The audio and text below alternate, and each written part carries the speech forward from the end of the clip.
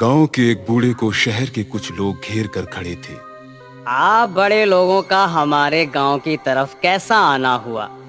आपकी नजर में तो हम गंवार हैं ना, बेवकूफ हैं, पिछड़े हुए हैं, उल जुलूल बातों पर विश्वास करते हैं। दादा, हमसे क्यों नाराज होते हो? हम तो लोकल न्यूज़पेपर से हैं। आपसे वो जो 5 मर्डर हुए थे उसके बारे में जानने आए हैं। अरे बाबू साहब, हमें अकेला छोड़ दो, हम गांव वालों को चैन से जीने दो। हम आपका मजाक उड़ाने आपके शहर नहीं आते, तो आप हमारा चैन छीनने गांव क्यों आते हो? देखें बाबा, हम आपकी पूरी इज्जत करते हैं, बस जानना चाहते हैं कि यहाँ क्या हुआ था। यहाँ क्या हुआ था? यहाँ चोरी हुई थी, यहाँ मौत का नंगा नाच हुआ था, यहाँ आत्माओं के साथ अन्याय हुआ था, जिसके बदले में उन 5 लोगों की जान गई।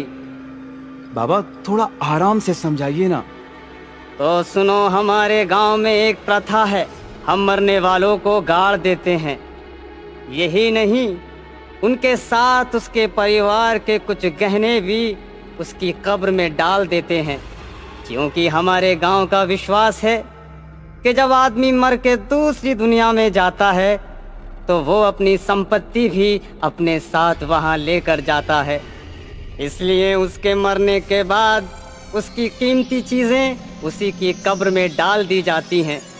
हमारे कब्रिस्तान में सबसे पहली कब्र उस इंसान की है जिसकी मौत कहा जाता है 1000 साल पहले हुई थी, और ऐसा माना जाता है कि वो सारी कब्रों का रक्षक है और कब्र को नुकसान पहुंचाने वालों का भक्षक।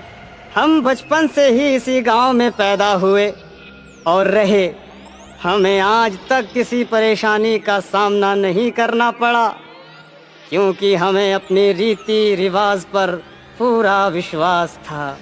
पर तुम शहर वालों को लगता है कि हम लोग पिछड़े बेवकूफ़ हैं। वो 5 तुम्हारे जैसे ही शहरी थे। जब उन्हें पता चला कि हमारे गांव में कब्रों के अंदर गहने पड़े हैं, तो 5 के 5 लूटने का मंसूबा बनाकर हमारे गांव आ गए और एक एक करके हर रात किसी न किसी कब्र को लूटने लगे। उन्हें हमारी मान्यता की तो कोई इज्जत नहीं, पर साथ ही किसी बात का डर भी नहीं। हमारे गांव में तो सोते हुए को भी परेशान नहीं किया जाता, पर ये शहरी तो मरे हुए को भी चैन से नहीं रहने देते। उन पैसों के लालच का ये खेल चलता रहा, लगभग 7 दिन लगातार चला। वो 5 कब्रों को लूटते रहे। 8वां दिन अमावस का था और उन सब की शुरुआत उसी दिन से हुई, जब 5 अपना रात का काम निपटा कर वापस लौट रहे थे। तो तभी उन्हें कुत्तों की आवाजें सुनाई देने लगी। वैसे तो ये आवाज रोज आती थी, पर उस दिन कुछ ज्यादा ही तेज थी। तभी उनके सामने एक कुल्हाड़ी आकर गिरी। इस कुल्हाड़ी पर खून लगा हुआ था। जब 5 में से 4 दोस्तों ने पीछे मुड़कर देखा, तो उनके 5वें दोस्त का केवल धड़ बचा था, सर कुछ दूर गिरा पड़ा था। इससे पहले कि वो कुछ कर पाते, कुल्हाड़ी वापस पास में लगे एक पेड़ पर चली गई और उस पेड़ पर एक आकृति दिखाई दी जिसके 4 हाथ थे। चारों हाथों में कुल्हाड़ी थी। उसके बाल और उसका पूरा शरीर सफ़ेद था और उसके बालों से मानो खून टपक रहा हो। ये सब देखकर बचे हुए चारों बदहवास भागने लगे और कार में बैठकर गांव में जो किराए का घर लिया था वहां पहुंच गए। जैसे ही घर पहुंचे और दरवाजा खोला, तो उन्हें पिशाच सामने खड़ा हुआ दिखाई दिया।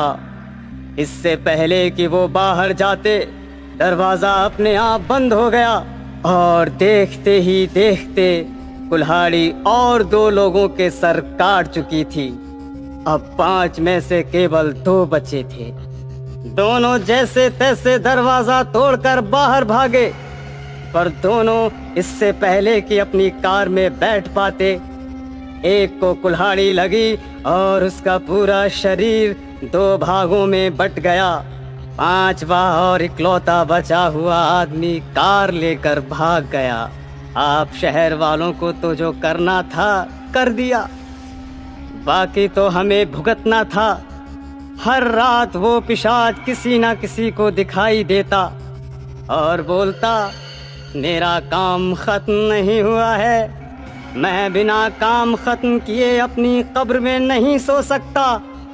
एक अजीब सी बात हो रही थी। वैसे तो गांव वालों को उस पिशाच से डरना चाहिए था, पर वो हम में से किसी को नुकसान नहीं पहुंचाता।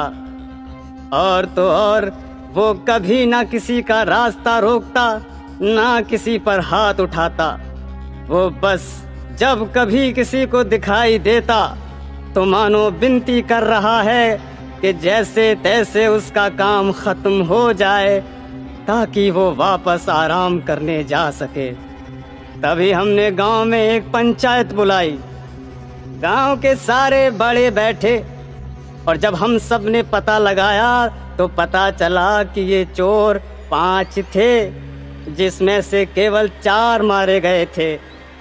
यानी कि पिशाच 5वें आदमी की तलाश में है और जब तक उसकी तलाश खत्म नहीं होगी वो यूं ही भटकता रहेगा और गांव में भी लगातार डर का माहौल रहेगा। और हमें पता था कि आप शहर वाले किसी की इज्जत करें ना करें, पैसों की बड़ी इज्जत करते हैं, तो हमने आप में से ही कुछ लोगों को कुछ पैसे का लालच दिया और देखते ही देखते हमारे पास कुछ चंद पैसों के बदले उस 5वें आदमी को अगवा करके पहुंचा दिया गया। हम सब गांव वालों ने उस 5वें आदमी को बोरे में डाला और कब्रिस्तान में छोड़कर दूर खड़े हो गए। जैसे ही रात हुई हमें किसी के चीखने की आवाज आई। हमें समझ में आ गया कि क्या हुआ। वो दिन है और आज का दिन है, हमारे गांव में शांति है। आप हमें कातिल कह सकते हैं, पर हमने शक्ति के संतुलन को बराबर किया, जो संतुलन आप जैसे शहर वालों ने आकर तोड़ा था। और देखिए आज आप फिर आ गए। ध्यान रहे आज अमावस की रात है और आज भी रात होने वाली है। अभी सूरज डूबा नहीं है, आपके पास समय है वापस जाने का।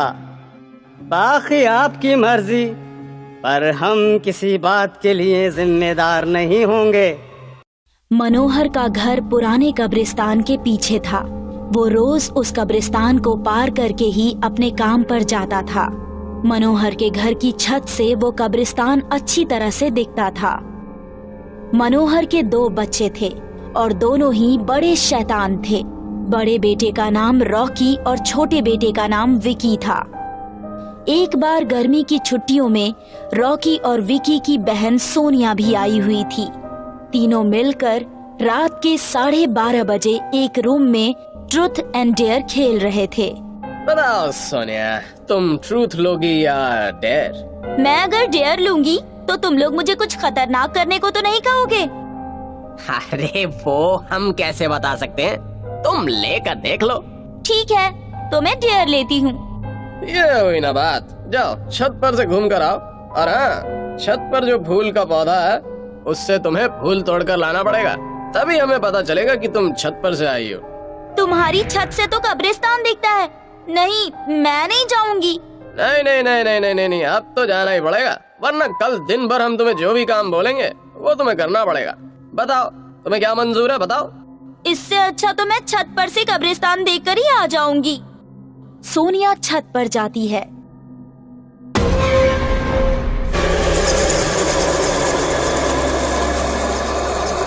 उसे वो फूल का पौधा दिखता है। जैसे ही वो उसकी तरफ बढ़ती है तो वैसे ही उसकी नजर कब्रिस्तान पर पड़ती है। कब्रिस्तान में एक बड़ा सा सूखा पेड़ होता है।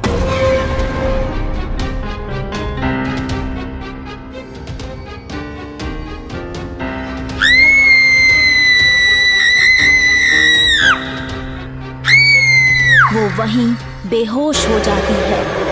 फिर जब सोनिया बहुत देर तक छत से नहीं लौटती तो रॉकी और विकी डर जाते हैं और वो छत पर जाकर देखते हैं तो पाते हैं कि सोनिया बेहोश पड़ी है। वो फौरन मनोहर को बुलाते हैं और सारी बात बताते हैं। तुम तीनों को ऐसा खेल खेलने की जरूरत क्या थी? और रॉकी, तुम तो जानते हो उस कब्रिस्तान के बारे में कैसी कैसी खबरें आती हैं। फिर भी तुमने सोनिया को रात में छत पर जाने को क्यों भेजा? अरे सॉरी डैड, हमसे गलती हो गई। हम आगे से ऐसा नहीं करेंगे। हाँ, अब की बार अगर तुम ऐसा करोगे तो मैं तुम्हें उस कब्रिस्तान में ही छोड़ाऊंगा।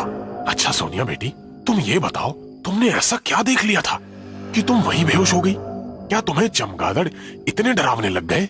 सोनिया सहमी हुई हालत में मनोहर को बताती है कि उसने क्या देखा। मनोहर ने उस कब्रिस्तान के बारे में ऐसी खबरें पहले भी सुनी थी, इसलिए वो सोनिया को डांटता नहीं है और बच्चों को संभल कर रहने की सलाह देता है। अरे आज तो मुझे ऑटो भी नहीं मिल रहा। बच्चे घर पर अकेले होंगे। उस दिन मनोहर को काम से छुट्टी मिलने में देर हो गई और उसे ऑटो भी नहीं मिल रहा था। वो पैदल ही घर की ओर चल पड़ता है।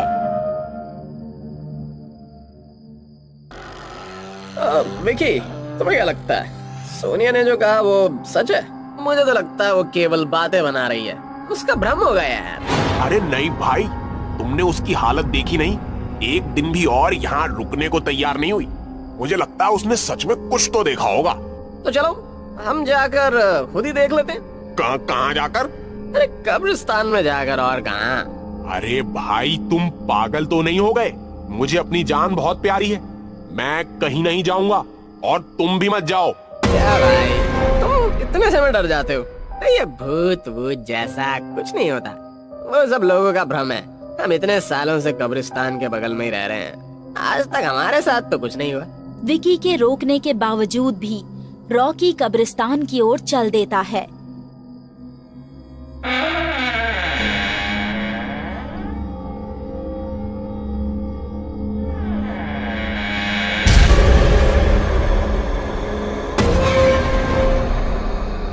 वो उस पेड़ की ओर भी देखता है जिस पर सोनिया को सर कटी हुई उल्टी लाश दिखी थी।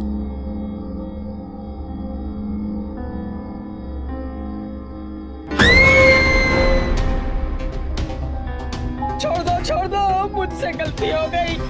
मैं अब से कभी यहाँ नहीं आऊंगा। प्लीज मुझे मत मारो, मुझे जाना दो। दूसरे कोने पर एक कब्र होती है जो कि खुली हुई होती है। उसके ऊपर खून लगा हुआ होता है। वो अदृश्य हाथ रॉकी को उस कब्र में धकेलने की कोशिश करने लगते हैं। रॉकी चिल्लाता है, छोड़ दो, मुझसे गलती हो गई। मैं अब कभी यहाँ नहीं आऊंगा। प्लीज मुझे मत मारो, मुझे जाने दो। छोड़ दो, मुझसे गलती हो गई। मैं अब से कभी यहाँ नहीं आऊंगा। प्लीज मुझे मत मारो, मुझे जाने दो। मुझे जाने दो, मेरी जान बख्श दो। ये क्या? ये तो रॉकी की आवाज लगती है। ये तो कब्रिस्तान से आ रही है। मुझे जाकर देखना चाहिए।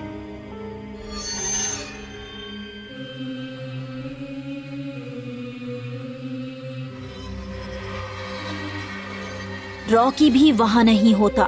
वो चारों ओर देखता है।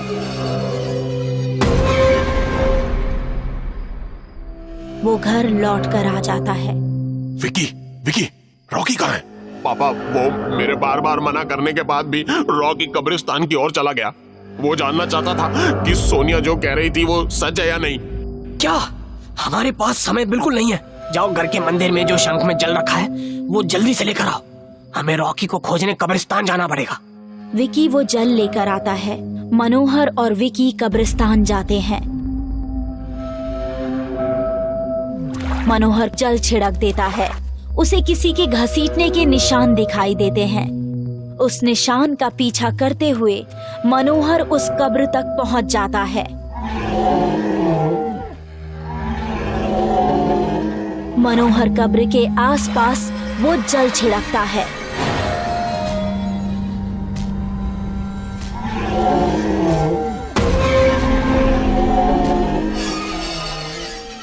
विकी बहुत ज्यादा डर जाता है। अरे बाबा, ये क्या हो रहा है? मुझे तो लगता है श्रापित प्रेत आत्माओं ने रॉकी को इस कब्र के अंदर कैद कर लिया है।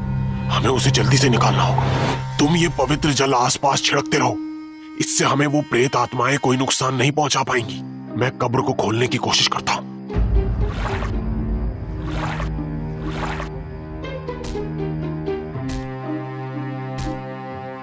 अंत में कई बार के बाद वो कब्र खुल जाती है। उसके अंदर रॉकी खून से लथपथ बेहोश पड़ा होता है।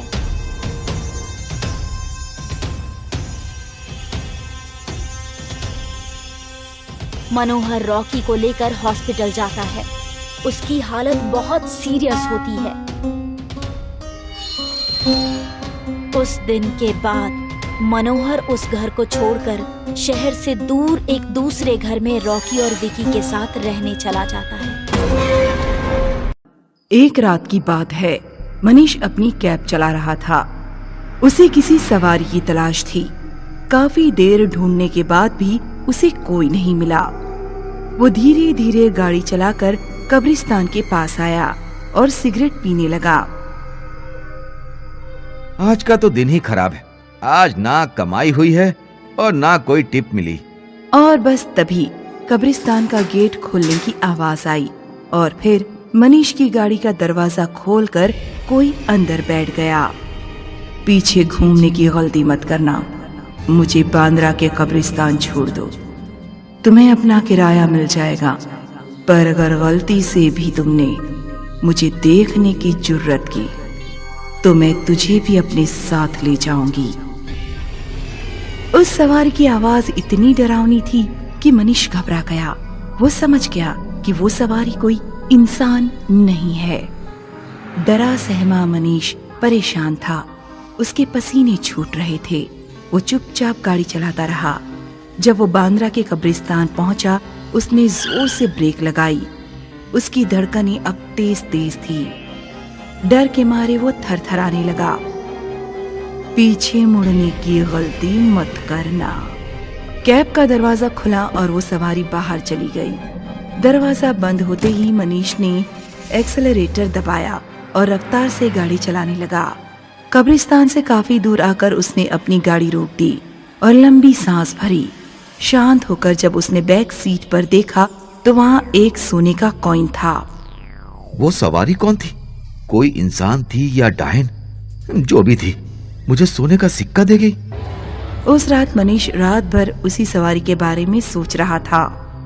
कल मैं वापस उसी कब्रिस्तान में जाऊंगा। शायद वो सवारी वापस मेरी गाड़ी में बैठे। और सोने के सिक्के के लालच में मनीष वापस उसी कब्रिस्तान के बाहर पहुंचा।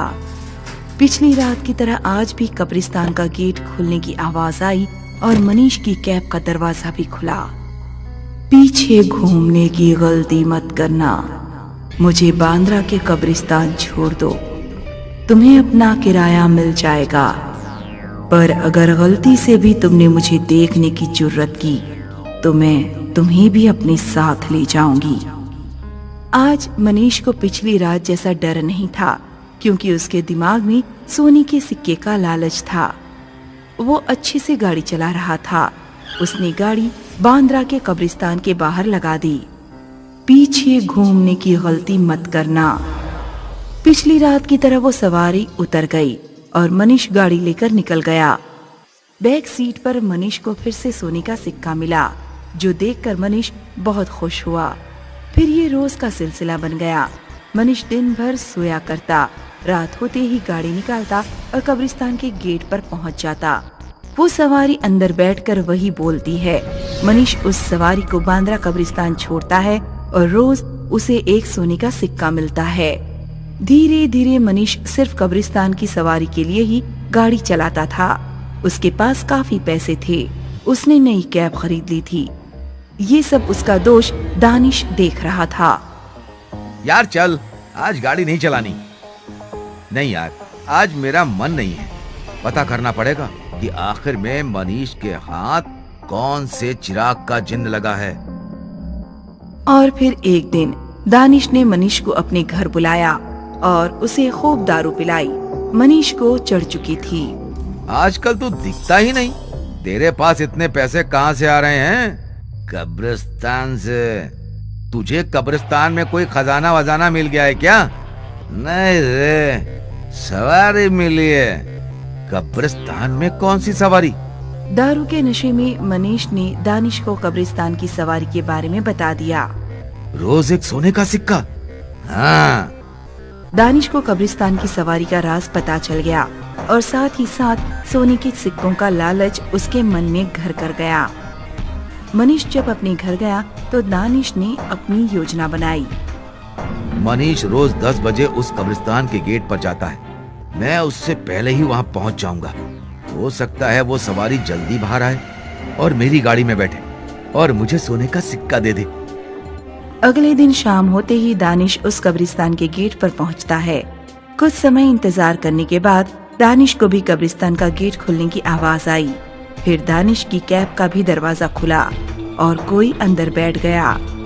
पीछे घूमने की गलती मत करना।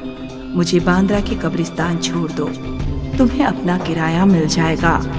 पर अगर गलती से भी तुमने मुझे देखने की जुर्रत की तो मैं तुम्हें भी अपने साथ ले जाऊंगी। ठीक है। दानिश गाड़ी चलाने लगा, पर दानिश के दिमाग में अलग ही ख्याल आया। मुझे नहीं लगता कि ये कोई डायन भूत होगी। लगता है इस डरावनी आवाज के पीछे कोई बहुत खूबसूरत हसीना है।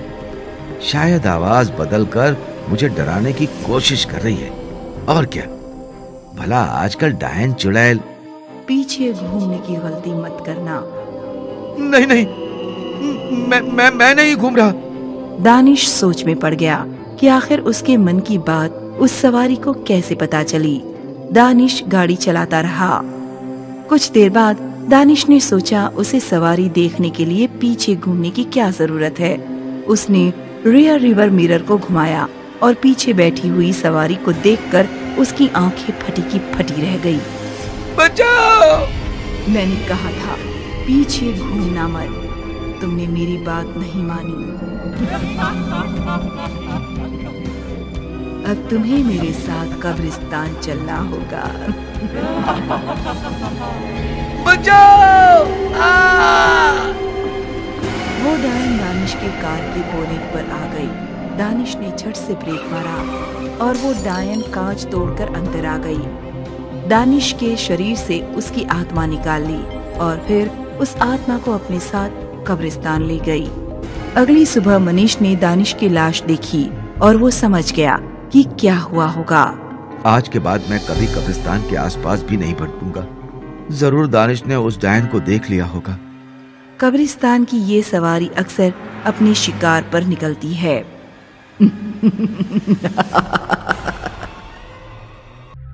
चुड़ैल का पोस्टमार्टम। एक गांव से कान्हा अपनी छोटी बहन मानवी के साथ शहर जा रहा है। दोनों की घर पर बूढ़ी माँ है, इसलिए वे अकेले ही शहर जा रहे हैं। कान्हा और मानवी के गांव में कोई सीनियर सेकेंडरी स्कूल नहीं है, इसलिए वो दोनों आगे की पढ़ाई करने मोटरसाइकिल से शहर की ओर जा रहे हैं। दोनों रास्ता भटक जाते हैं और एक जंगल में पहुंच जाते हैं। वो जंगल शहर की सड़क पर ही है। वहाँ घना अंधेरा छाया हुआ है और जंगल से एक साथ दो रास्ते कटे हुए हैं। यहाँ से दो रास्ते जा रहे हैं। मैं समझ नहीं पा रहा हूँ कि कौन से रास्ते पर जाना है। मुझे लगता है भैया हमको इस रास्ते से जाना चाहिए। मुझे लग रहा है कि लेफ्ट वाले से जाना ठीक रहेगा। भैया सीधे सीधे चलो, जरूर यहीं से रास्ता होगा। यही सड़क हमें लेकर जाएगी। मेरा मन कह रहा है कि लेफ्ट वाली सड़क से हम जल्दी शहर पहुंच जाएंगे। भैया मन पागल होता है, मन की इतनी मत सुनो। तभी वहाँ से एक गाड़ी जाती है और वो लेफ्ट रास्ते पर ही चली जाती है। देखो वो गाड़ी भी लेफ्ट ही जा रही है। जरूर रास्ता वहीं से जाता है। हाँ भैया, हमें जल्दी से उस ओर चलना चाहिए। कान्हा अपनी मोटरसाइकिल लेफ्ट रास्ते पर ही मोड़ देता है और दोनों एक उम्मीद के साथ आगे बढ़ते हैं कि अब तो शहर पहुंच ही जाएंगे। कुछ दूर चलते ही कान्हा की बाइक चलते चलते बंद हो जाती है। ये बाइक भी अभी बंद होनी थी। भैया मुझे बहुत डर लग रहा है। तुम डरो मत, मैं जल्दी ही बाइक को सुधार दूंगा, फिर ये खूब दौड़ेगी। भैया यहाँ कितनी डरावनी आवाजें आ रही हैं। तुम उन सब चीजों पर ध्यान मत दिया करो।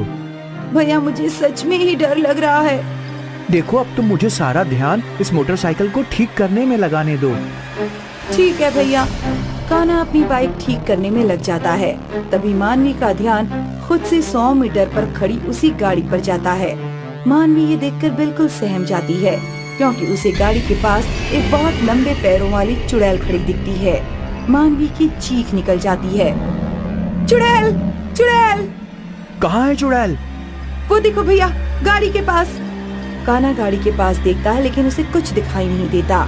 बहन, मैं मानता हूँ कि ये घना जंगल है और डरावना भी है, लेकिन इसका मतलब ये नहीं कि अब तू ऐसे डरेगी और मुझे भी डराएगी। भैया, मैंने सच में ही किसी लंबे पैर वाली चुड़ैल को देखा था। अच्छा ठीक है, अब मेरा दिमाग मत खा। पहले से ही इस बाइक ने बहुत मुझे परेशान करके रखा है। मुझे समझ में नहीं आ रहा कि इसे क्या हो गया है। कान्हा गुस्से में वापस बाइक ठीक करने लगता है और मानवी डरी सहमी खड़ी है। उसे दोबारा गाड़ी के पास वही लंबे पैर वाली चुड़ैल दिखती है। मैं इस बार भैया से कुछ नहीं कहूँगी, नहीं तो भैया वापस मुझ पर चिल्लाएंगे। कान्हा बाइक में लगा होता है और मानवी चुड़ैल को देखती रहती है। चुड़ैल गाड़ी की तरफ से बाइक की तरफ आ रही है। मानवी को बहुत डर लग रहा है, लेकिन वो इस बार कुछ बोल नहीं पाती है, क्योंकि चुड़ैल ने उसकी आवाज बंद कर दी है। वो बिल्कुल कान्हा और मानवी के पास पहुंच चुकी है, लेकिन कान्हा ने उसकी ओर नहीं देखा और अपना काम कर रहा है। चुड़ैल कान्हा की गर्दन दबाने के लिए हाथ आगे बढ़ाती है।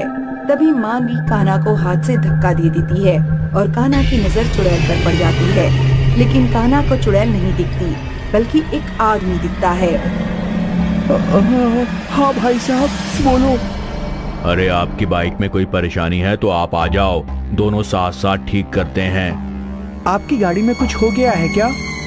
हाँ, मेरी कार का एक्सीडेंट हो गया है, लेकिन मुझे अकेले वहाँ डर लग रहा है। तुम दोनों भी वहाँ आ जाओ। चुड़ैल कान्हा से आदमी बनकर बात कर रही है, लेकिन मानवी की आंखों में देखकर मुस्कुरा रही है। मानवी कांप रही है, लेकिन चुड़ैल ने उसकी जीभ बंद कर दी है, तो वो कुछ बोल नहीं सकती। कान्हा बाइक को पैदल ही गाड़ी के पास ले जाने लगा और उसने वहाँ जाकर बाइक को चेक किया तो बाइक चल पड़ी। अरे वाह, ये तो चमत्कार ही हो गया। हाँ, मेरी कार भी ठीक हो गई। अच्छा, अब मैं जा रहा हूँ। धन्यवाद भैया, अब मैं भी जा रहा हूँ। वहाँ तक मैं भी साथ चलता हूँ, क्योंकि मैं उसी तरफ जा रहा हूँ। मानवी को सब पता होता है, लेकिन वो लाचार है और कुछ बोल नहीं पाती। कान्हा उसे बाइक पर बिठाकर चलने लगता है। गाड़ी भी उसके पीछे पीछे चलती रहती है। मानवी, क्या हुआ? तुम इतनी देर से चुप क्यों हो? तुम तो कभी चुप नहीं रहती हो। मानवी कुछ नहीं बोलती है। अच्छा, मेरी बहन मुझसे नाराज है। चलो कोई नहीं, कुछ समय बाद खुद ही बोलेगी। मैं जानता हूँ कि मेरी प्यारी बहन अपने भाई से ज्यादा देर गुस्सा नहीं रह सकती है। कान्हा ऐसे बात करते हुए चल रहा होता है, तभी वो देखता है कि गाड़ी उसके बराबर में चल रही है और रोड पर सामने एक महिला जा रही है। वो रोड के बीच में चल रही है। कान्हा बार बार बचाने की कोशिश करता है, लेकिन वो महिला बार बार बाइक के सामने आ जाती है और बाइक से भी तेज स्पीड में चल रही है। कान्हा ये बात बताने के लिए बराबर में चल रही गाड़ी में झांकता है, तो वो देखता है कि गाड़ी वाला आदमी गायब है। कान्हा के होश उड़ जाते हैं। वे मानवी से बोलता है, लेकिन मानवी कुछ नहीं बोल पाती है। कान्हा बहुत घबरा गया है और उसकी बाइक उस महिला पर चढ़ गई।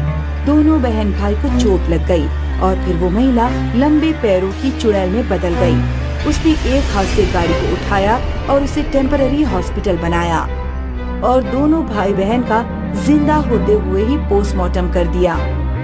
कान्हा और मानवी ने दम तोड़ दिया और चुड़ैल की हंसी पूरे जंगल में गूंज गई। चुड़ैल को इससे बहुत खुशी मिली।